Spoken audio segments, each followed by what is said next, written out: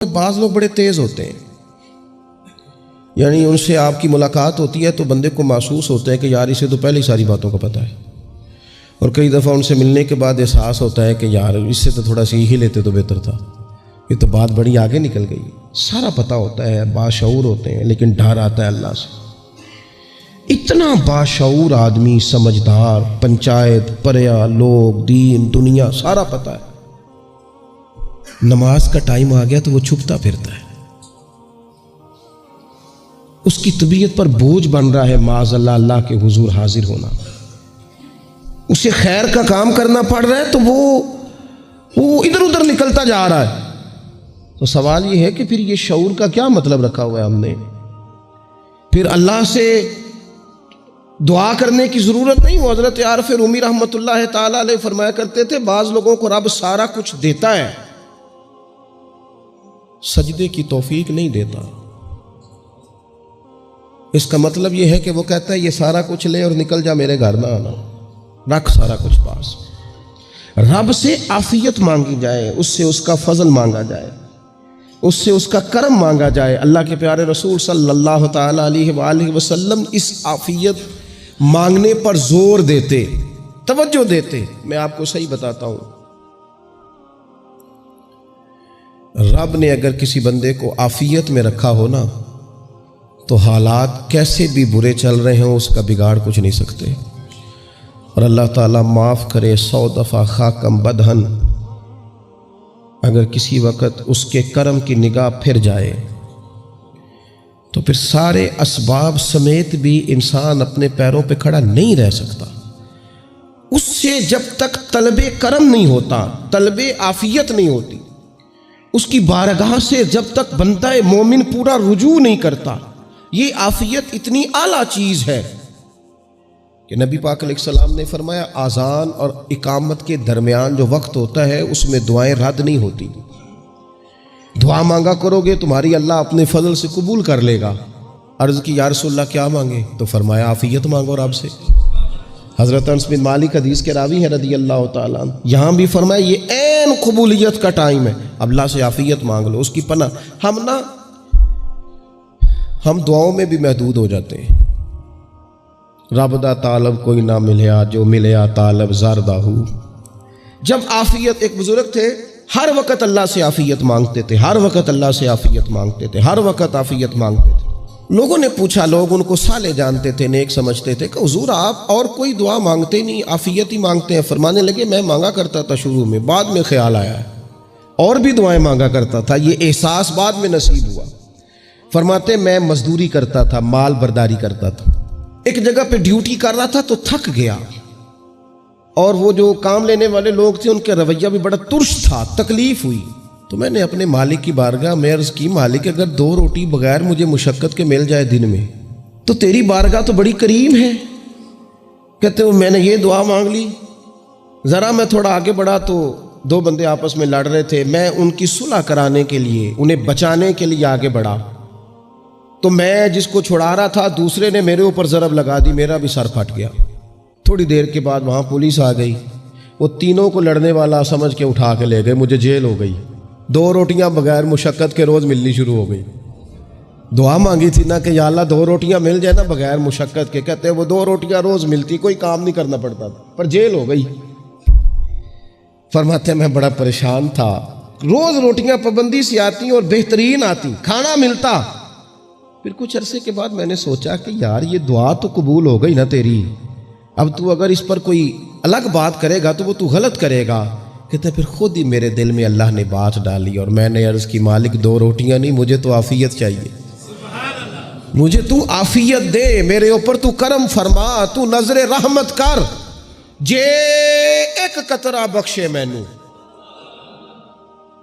جے ایک قطرہ بخشے مینوں تے کام بن جاندا ہی میرا، مہربانی کر عافیت عطا کر۔ فرماتے پھر خدا نے کرم کیا، کہاں سے اسباب بنے میرے جیل سے چھوٹنے کے، کون کون میرے ضمانتی بنے اللہ ہی جانتا ہے۔ فرماتے ہیں دروازے بھی کھل گئے، رزق بھی ملتا ہے، صحت بھی میسر ہے، سجدہ بھی کر لیتا ہوں، سویرے تلاوت بھی کرتا ہوں، شام کو مدینے والے کی بارگاہ میں رج کے درود و سلام بھی عرض کرتا ہوں۔ میں ممکن ہوتا ہے تو کسی غریب کی داد رسی بھی کرتا ہوں. اب سمجھ آئی ہے. ربنا آتنا فی الدنیا حسنۃ وفی الآخرۃ حسنۃ وقنا عذاب النار.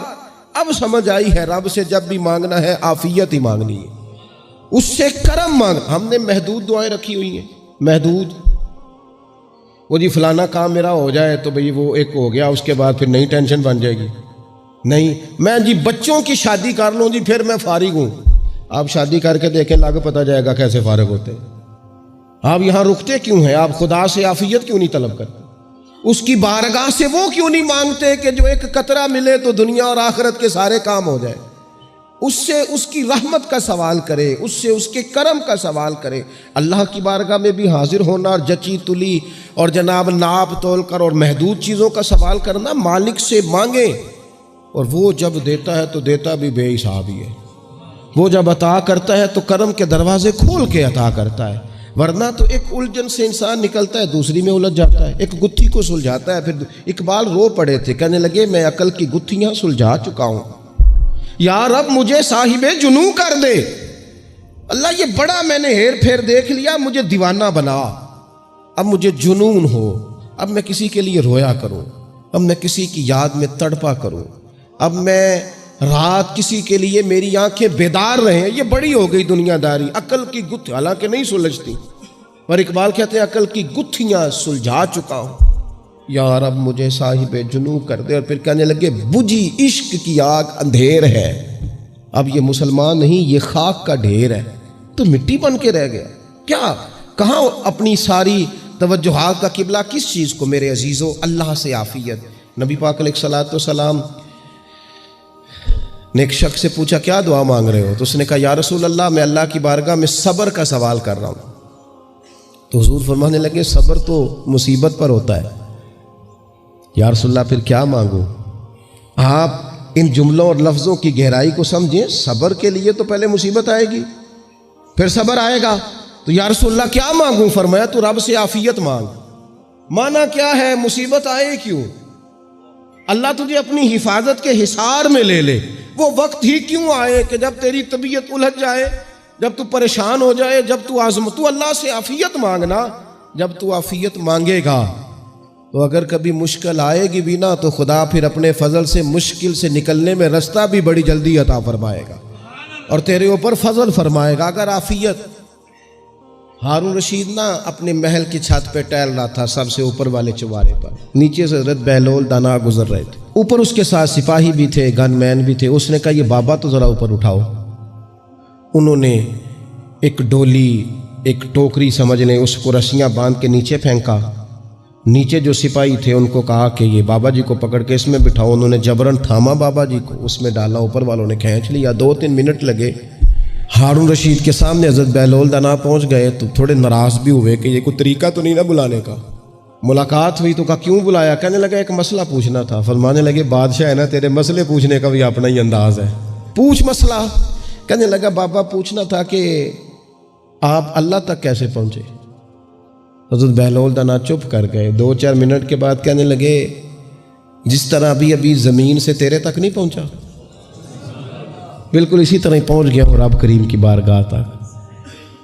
اور وہ بھی جو اس نے کرم فرمایا ہے, ورنہ میں تو نہیں سمجھتا کہ میں پہنچ گیا, وہ بھی اگر تیری خوش گمانی ہے. ہارون رشید کہنے لگا مجھے سمجھ نہیں آئی. فرمانے لگے تو بادشاہ جو ہے اتنی جلدی کیسے سمجھ میں آئے گی تجھے بات؟ فرمانے لگے اگر میں تجھ سے ملنا چاہتا نا تو میں ایک درخواست لکھتا, پھر کسی وزیر سے سفارشی سائن کراتا, پھر وہ جمع کراتا, پھر مجھے ٹائم ملتا کہ فلاں دن فلاں تاریخ فلاں ٹائم آ جانا, پھر آ کے میں لائن میں لگتا.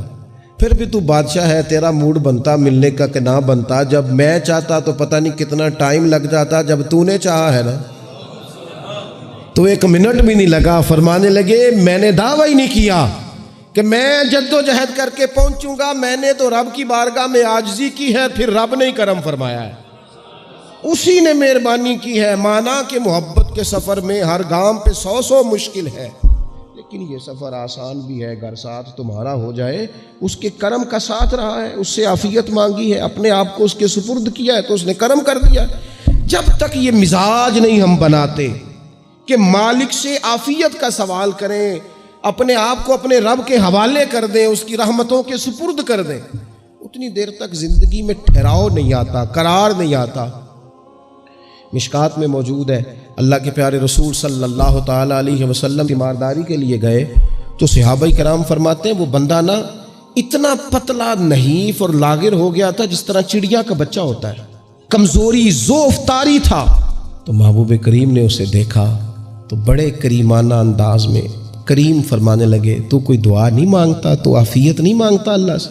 عرض کی یا رسول اللہ صلی اللہ تعالی علیہ وسلم، میں نے اپنے رب کی بارگاہ میں عرض کی ہے مالک قیامت کا عذاب بڑا سخت ہے، میں نہیں برداشت کر سکتا، تو نے اگر مجھے کوئی سزا دینی ہے تو یہیں دے لے، قیامت کو نہ دینا۔ تو کہتے ہیں محبوب فرمانے لگے سبحان اللہ، او خدا کے بندے تو رب کی سزا دنیا میں بھی نہیں سہ سکتا، اللہ سے یہ بھی سوال نہ کر، تو رب سے کہہ ربنا آتنا فی الدنیا حسنۃ وفی الآخرۃ حسنۃ وقنا عذاب النار۔ تو رب سے دنیا میں بھی حسنہ مانگ، بھلائی مانگ، تو آخرت کے لیے بھی بھلائی مانگ، تو اس سے عافیت کا سوال کر، تو نے یہ سوال کیوں کیا؟ عرض کی یا رسول اللہ کرم ہو گیا ہے، مجھے سمجھ آ گئی، اب میں اسی طرح ہی کروں گا۔ عزیز دوستو، ہم کہاں سہ سکتے ہیں؟ ہم دنیا میں رب کی سزا ہم نہیں سہ سکتے، ہم کمزور ہیں، تو گرمی نہیں سہ سکتے، شدید سردی نہیں سہ سکتے، شدت کی بھوک لوگ نہیں سہ سکتے، کوئی آزمائش نہیں سہ سکتے۔ وہ جو لوگ بعض اوقات کہہ دیتے ہیں نا جی فلاں چیز ہمارے اعمال کا نتیجہ ہے، تو میں کیا کرتا ہوں، نہ کو یار ہم تو یہ بھی نہیں سہ سکتے، ہم کہاں برداشت کر سکتے ہیں، ہمیں تو وہ معاف ہی فرمائے، ہم حساب والے ہیں ہی نہیں، ہم تو صرف معافی والے ہیں۔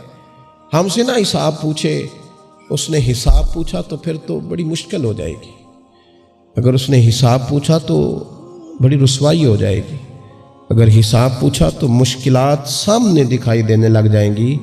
ہم سے تو وہ درگزر والا معاملہ کرے، ہم سے تو وہ کہے جا میں نے محبوب کے صدقے تجھے معاف کیا، جا تیرے لیے رحمت اور بخشش والا فیصلہ